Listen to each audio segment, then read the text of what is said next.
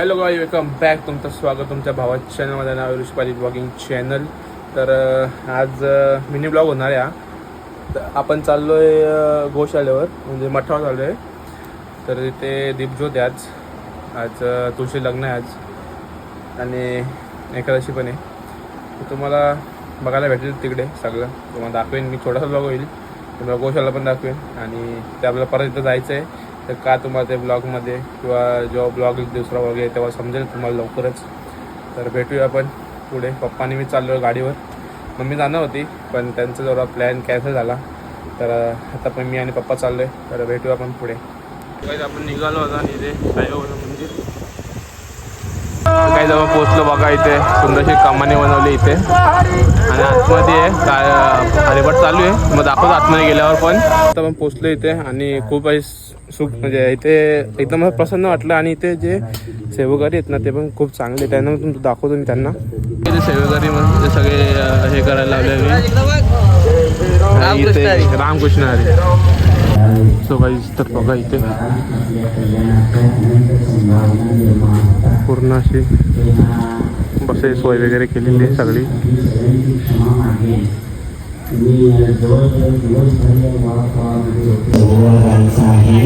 येणाऱ्या पाहुण्यांना बसवण्याची व्यवस्था करायची आहे. तर माझी विद्यार्थी माझी खूप थकून गेलेली आहे. म्हणजे एवढे थकलेले आहे तरी सुद्धा उद्यापर्यंत काही थकायची आम्हाला परवानगी नाही. म्हणून जसं असेल तसं दररोजच्या प्रमाणे व्यवस्थेमध्येही आपण सहकार्य करत आम्हाला वेळा प्रवासाचा झेपत नाही. पण आम्ही तुमच्यावर प्रेमाचा असा आग्रह केला की महाराज मंडळी सगळी माझ्याबरोबर. काही ते सुलभाताई आलेले आहेत, आमदार. आशीर्वाद सेवासाठी आशीर्वाद देण्यासाठी की माझ्या भक्तांनो, तुम्ही झोपलात कुठे? नेहमी एक वाक्य मी त्यांच्या माध्यमातून आपल्या समोर ठेवण्याचा प्रयत्न करतो. भारतभूमी सारखी वंदनीय भूमी जगाला नाही. या भूमीसारखी भूमी, आपल्याला लुटून श्रीमंत झालेले देश आपण पाहतो. ते श्रीमंत कधी झाले? आपल्याला लुटलं त्यांनी तेव्हा ते श्रीमंत झाले. पण खंत आपल्याला अशी वागायची आहे की आम्ही त्यांना लुटून दिलं ना, आणि आता कुठपर्यंत लुटून द्यायचं त्यांना. यासाठी या भूमीनं आमच्यावर उपकार करण्यासाठी भारतभूमीमधील अशी कोणती जागा नाही, अशी कोणती जमीन नाही की त्या जमिनीवर तीर्थ बसत नाही.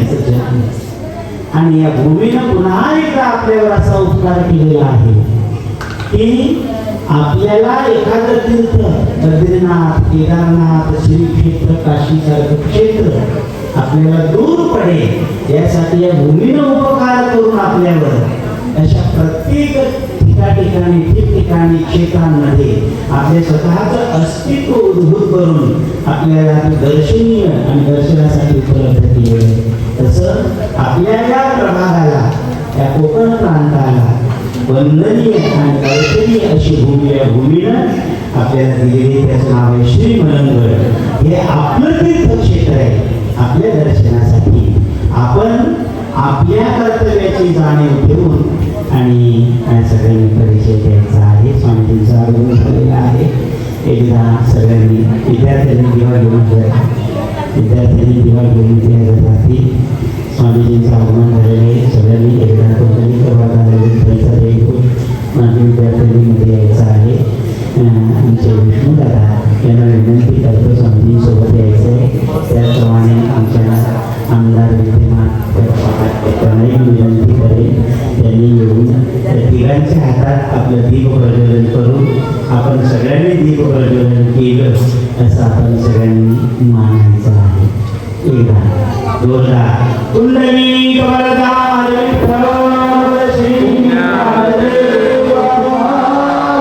माऊली श्री ज्ञानेश्वर महाराज की, मलंगड श्री मच्छिंद्रनाथ भगवान की, नमः पार्वती पतये. हर हर हर महादेव. रामकृष्ण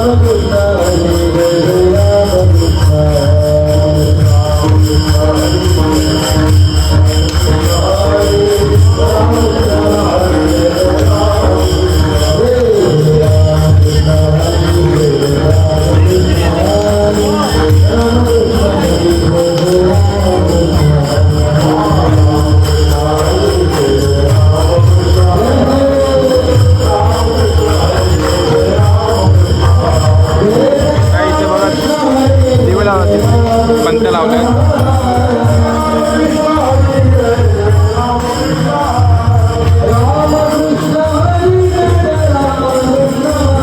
सगळ्या याच्यामध्ये पंत लावले 3000 पंत लावलेले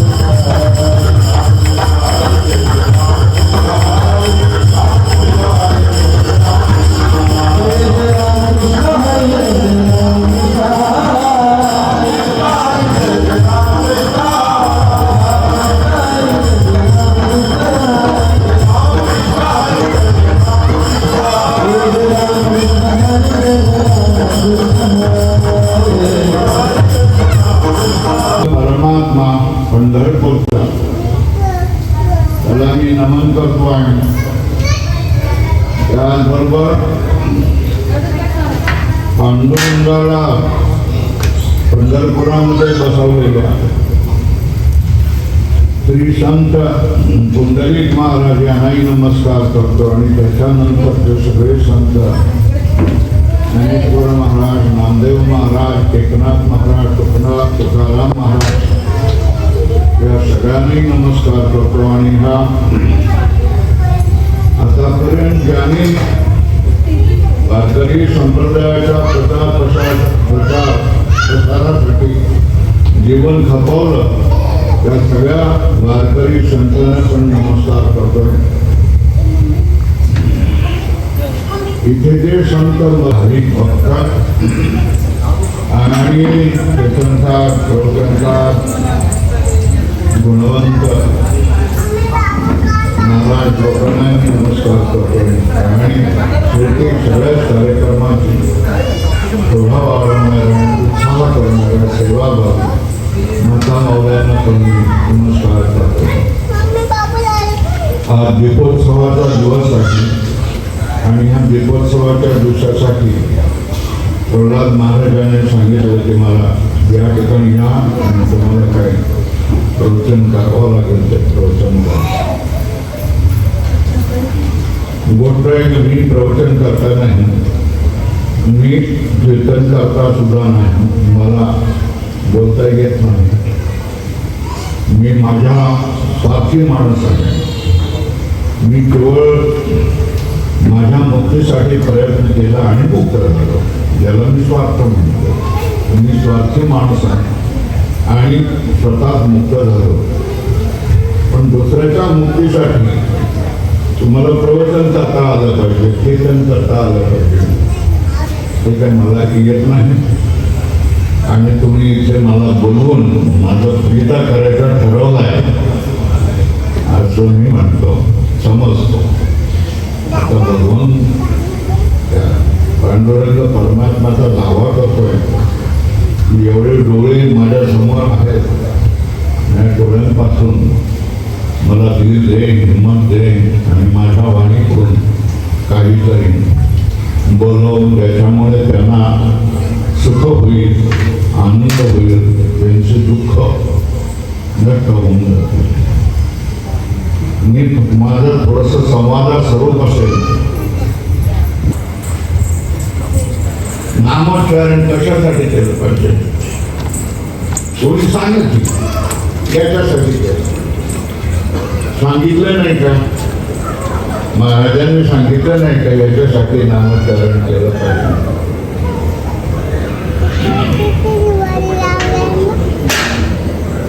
भगवद्गीता आपल्याला सगळ्यांना सांगते, उद्धरेत आत्मनात्मान नात्मा न साधे आत्मनो आत्मबंधू रात्मैव रिपुरात्मनः. भगवंत सगळ्या जीवाला आज्ञा करतायत की स्वतःचा उद्धार करा. काय करा? स्वतःचा उद्धार करा. आत्म्याचा घात करू नका. तुम्ही स्वतः तुमचे बंधू आहात आणि तुम्ही तुमचे वैरी आहात. कमाल आहे. भगवंताची आज्ञा एकच आहे, तुमचा उद्धार तुम्ही करा. इथे वारंगे महाराज आलेत. अरे खळखळून हसवणारे कॉमेडियन जगामध्ये किती आहेत? पैशाला पाचवी पडलेले आहे की बाबा रे तू कोण आहे सांगणं नीट आहे, बाकी कोण नाही. तेव्हा नीट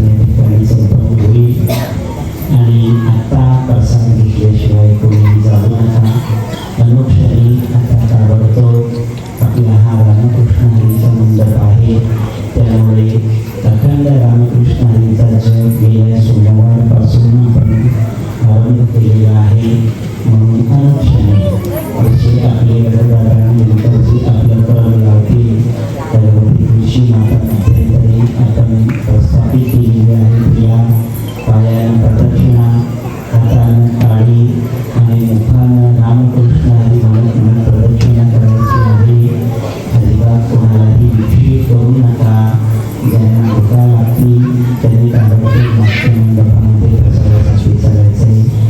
लाईट ऑन करा, चालू करा आणि आश्रमाच्या गेटच्या बाहेर रस्त्यावर लाल पर्स कोणाची तरी सापडलेली आहे. त्यामध्ये अनेक प्रकारचे शाळे आहेत आणि किशोर सुखदेव मुरली बोरकर या नावाची पावती सापडलेली आहे. यांची असेल त्यांनी ओळख करून घेऊन जा. त्यावर एक महाराष्ट्राने बसण्याचा मान सांगायचा आहे. त्या दीपोत्सवाच्या कार्यक्रमासाठी आलेल्या आपण सर्वांचा मी हार्दिक आभार मानतो आणि अनुक्षणी रामकृष्णाधिकाऱ्यांना सुरुवात व्हावी अशी इच्छा व्यक्त करतो. रामकृष्ण कृष्ण हरी